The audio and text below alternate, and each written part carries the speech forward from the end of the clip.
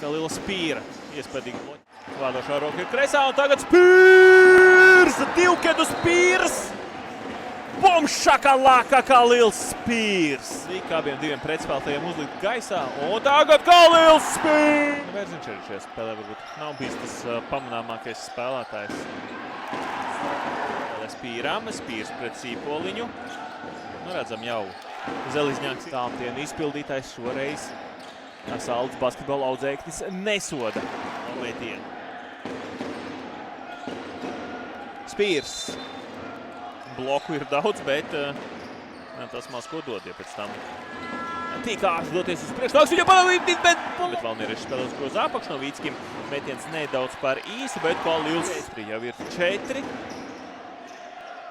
Tā kā potenciālā Spīrs dodas